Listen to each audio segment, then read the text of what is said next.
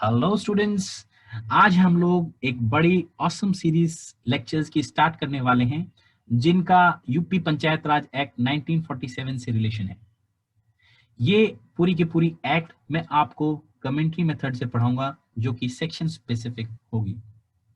For my self, मेरा नाम वरुण पूनिया है।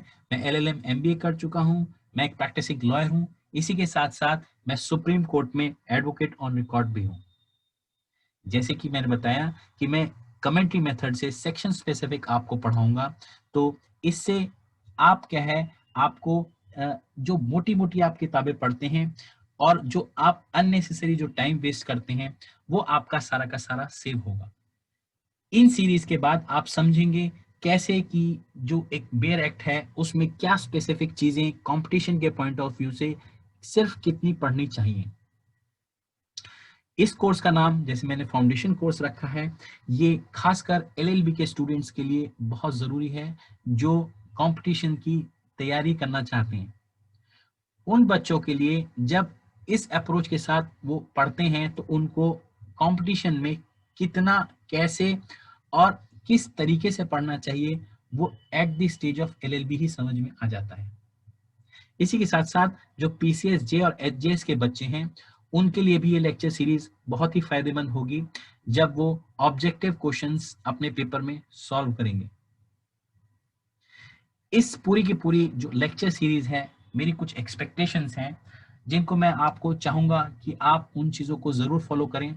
मेरी सिर्फ एक्सपेक्टेशन ये है कि जब आप ये लेक्चर सुन रहे हो तो बड़े ध्यान से सिर्फ और सिर्फ इसको सुने, ना लिखें, ना याद करने की कोशिश करें, कुछ ना करें।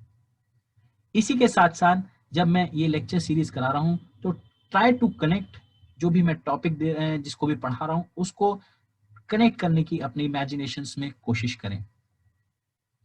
जब आप ये करेंगे तो इससे आपको एक आउटकम, एक आपको जो फायदा मिलेगा वो ये होगा कि आप सुनते सुनते पंचायत राज एक्ट किस तरीके से काम करती है या पंचायत राज सिस्टम किस तरीके से काम करता है वो आपको समझ में आ जाएगा। जब ये आपको समझ में आता है तो एक तरीके से जो क्वेश्चंस एग्जाम में पूछे जाते हैं उन क्वेश्चंस को आंसर करने का तरीका आपके एक दिमाग में हल्का सा at the back of the mind समझ में आ जाता है। यही तरीका जब हम देखेंगे, क्योंकि मैं खुद पढ़ता हूँ, जैसे मैं आपको पढ़ाना चाहता हूँ, मेरे 3 स्टेप्स होते हैं जिनको मैंने रूल ऑफ 3 में यहाँ पे लिखा हुआ है। ये तरीका जो हम सबसे पहले तरीका जो लिसन, जो पेशेंटली लिसन जिसको मैं कहता हूँ, सबसे पहला जो स्टेप होता है हमको अगर अच्छी तरीके से करते हैं और उसका अच्छा आउटकम आता है तो वो आपको डेफिनेटली जो थर्ड हमारा स्टेज होती है हमेशा आपको उसमें बहुत ज्यादा हेल्प करेगा। तो एक बार हम देख लेते हैं ये 3 स्टेप्स जो मैं जैसे पढ़ता हूँ या जैसे मैं आपको इन सीरीज के थ्रू पढ़ाना चाहता हूँ वो क्या होंगे।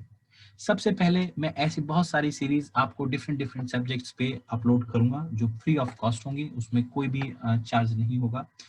इसी के बाद जो मेरी सेकेंड स्टेप या सेकेंड जो सीरीज होंगी और ये थर्ड जो सीरीज होंगी ये क्या होंगे, ये डिपेंड करेंगे कि क्या रिस्पॉन्स आता है इन सीरीज का और उसके बाद मेरे पास क्या टाइम की अवेलेबिलिटी रहती है। और ऑफ कोर्स ये जो जो सेकंड एंड थर्ड जो स्टेज की जो ये आपकी लर्निंग होगी ये पेड होगी।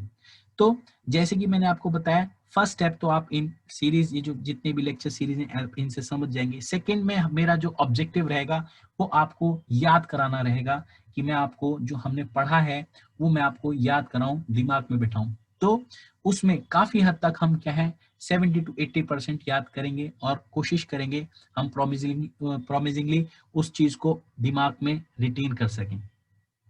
और इसी के बाद जब हम ये सब सुन चुके होंगे, याद कर चुके होंगे, तब हम लोग तीसरी स्टेज जो होगी वो है क्वेश्चन एंड आंसर राइटिंग, जो हम मेंस के पॉइंट ऑफ व्यू से करेंगे और जिनको मैं चेक करके आपको कुछ क्वेश्चंस दूंगा, आप उनको लिख के यहाँ पे मेरे पास देंगे और मैं चेक करके आपको ये बताऊंगा whether these questions have been properly structured, have been drafted और नॉट।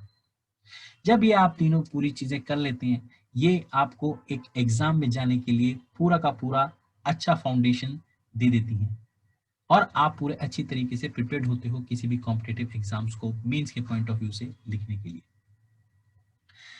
इसी के लिए अब इसी के साथ साथ मैं आपको ये बताता हूँ कि ये जो पूरी की पूरी लेक्चर सीरीज है, इसमें मैंने एक पीडीएफ का यूज किया है, जिसको मैंने बहुत पेशेंटली बनाया है। अलग अलग कलर से मैंने इंपॉर्टेंट चीजें उनको मार्क करी हैं, वो आपको समझ में आएंगी। जब आप पढ़ेंगे तो आपको समझ में आएंगी।